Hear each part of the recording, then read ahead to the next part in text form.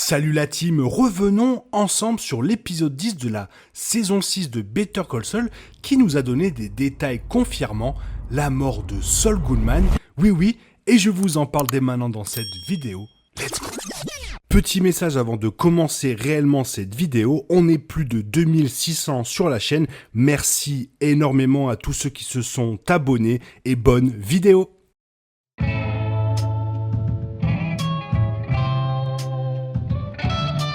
Premier détail, la séquence d'introduction de l'épisode 10 qui a une importance plus profonde que vous ne le pensez.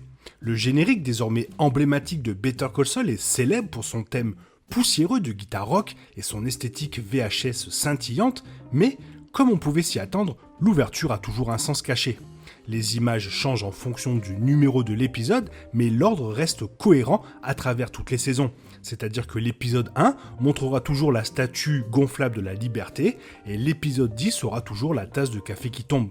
Après chaque saison qui passe, la qualité VHS s'est dégradée pour refléter visuellement la lente chute morale de Jimmy McGill. Le générique de Better Call Saul apporte un nouveau changement surprenant lors de cet épisode 10. Après une ouverture plus froide que d'habitude, l'intro Nippy commence comme prévu avec une image VHS très tremblante de la tasse World's Greatest Lawyer de Saul Goodman tombant sur le sol. Soudain, le bruit de la bande se fait entendre et l'image habituelle est remplacée par un écran bleu portant le titre en police analogique classique. Alors pour ceux qui considèrent les DVD comme une ancienne relique d'antan, les cassettes vidéo ou VHS sembleront mystérieuses et d'un autre monde. Essentiellement, l'écran bleu correspond à ce qui se passe lorsqu'un magnétoscope ne lisait pas la VHS, apparaissant au début et à la fin d'une bande vidéo ou en cas de panne. Le générique de cet épisode peut donc être interprété de deux manières différentes. Après s'être lentement détérioré au fil des saisons en fonction de la descente de Jimmy, l'intro de Better Call Saul, qui est finalement devenu Caput, pourrait représenter l'achèvement de sa transformation en Saul Goodman, qui s'est produite à la fin de la saison 6, épisode 9. Tout comme Jimmy McGill lui-même, la bande est enfin cassée. Ou la fin de la bande VHS marque-t-elle la fin de la chronologie de Better Call Saul ? Cette bande mythique, inédite, représentait l'histoire pré-Breaking Bad de Jimmy, et l'écran bleu fait tomber le rideau sur cette époque particulière. L'écran bleu Nippy de Better Call Saul est cool, certes, mais probablement pas la séquence de titres que nous aurons pour le grand final. En effet, Better Call Saul saison 6, épisode 11, entrera en territoire totalement inexploré en termes d'opening. Chaque saison passée de Better Call Saul était de 10 épisodes, la saison 6 étant la première à dépasser ce nombre. Comme je disais un peu avant, l'image d'introduction change généralement en fonction du numéro d'épisode, ce qui signifie que seuls les épisodes 1 à 10 se voient réellement attribuer une ouverture.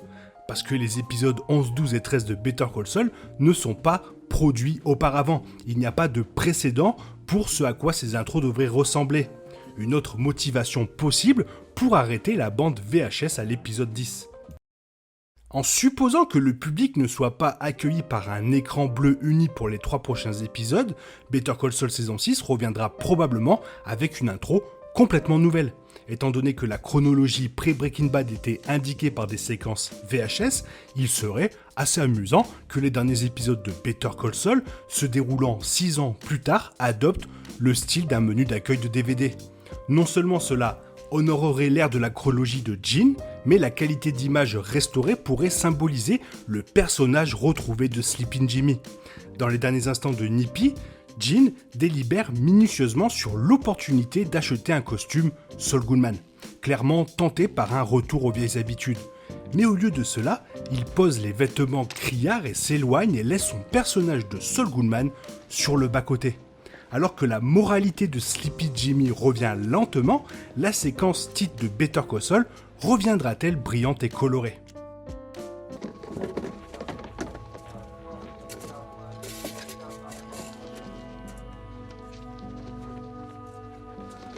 Second détail et non des moindres, la bague qu'il ressort d'une boîte, mais revenons au début. Better Call Saul reprend son récit Gene après que le début de la saison 6 ait ignoré complètement la chronologie de la suite en noir et blanc. Lorsque le public a vu Jean pour la dernière fois, son identité avait été établie par un chauffeur de taxi curieux nommé Jeff, et après un appel téléphonique raté à Ed, l'avocat en fuite a décidé de gérer les choses lui-même. L'épisode 10 est au sujet de la gestion de Jean. Il reconnaît la frustration intérieure de Jeff et offre une chance de réussir en concoctant un braquage ambitieux dans le centre commercial. Jeff reçoit un gros salaire et Jean gagne l'influence nécessaire pour s'assurer que son identité secrète reste secrète, assurant à son complice que courir vers les flics entraînera sa propre condamnation pour le vol du centre commercial. Avant de mettre son plan à exécution, Jean plonge dans une boîte à chaussures cachée où il y a plein de souvenirs et il sort une bague, la place sur son petit doigt et se met au travail. His name is Idi Abbasi. He's 27 years old. He's a Nigerian prince. He's worth conservatively $400 million. The dictatorship of Equatorial Akbar Orbis is detaining him on trumped-up charges. Now, the Abbasi family, they're going crazy. They will reward whoever helps them get their boy back. The hitch is, the banks... C'est la fameuse bague de Marco dans la saison 1. Jimmy et Marco étaient des amis d'enfance proches, faisant des escroqueries à droite à gauche. Ils ont revécu le bon vieux temps dans Better Call Saul saison 1, mais Marco est décédé peu de temps après. La mère du défunt a ensuite donné à Jimmy la bague auriculaire de son fils en guise d'héritage, et l'avocat la porte toujours pendant Breaking Bad. Plus qu'un simple accessoire, la bague de Marco relie Jimmy à ses racines d'escroc Sleeping Jimmy. Tout au long de Better Call Saul et Breaking Bad, Jimmy joue avec la bague de Marco chaque fois qu'il envisage un geste risqué, presque comme s'il invoquait son alter ego.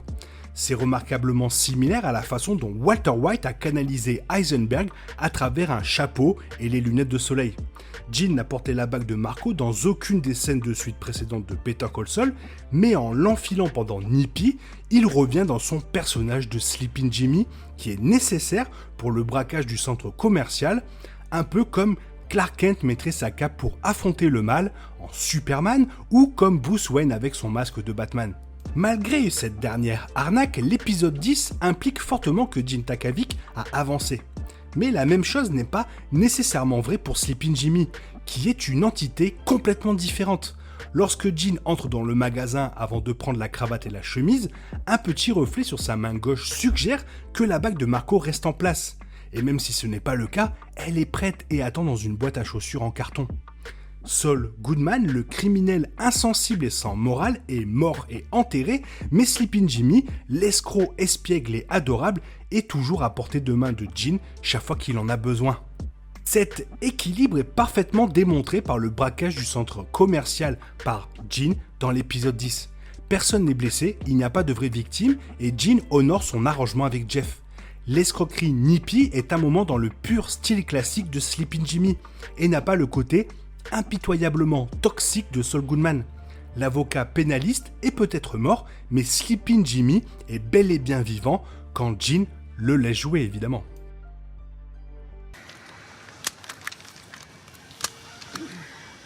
You sure you don't want to push? I'm sure. Maintenant, passons à un autre détail qui va certainement me coûter un bras, comme la dernière fois, avec le numéro de téléphone sur la fiche de Nippy. Mais alors, que se passe-t-il quand quelqu'un appelle le numéro ?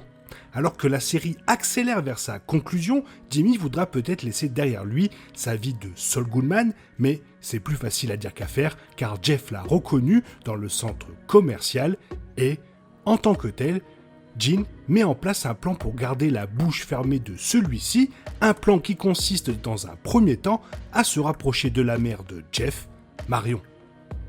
Une partie du plan élaboré de Jean avec Marion consiste à prétendre qu'il a perdu son chien, Nippy, et dans un effort pour rendre l'existence de l'animal de compagnie crédible, il colle des affiches dans le quartier.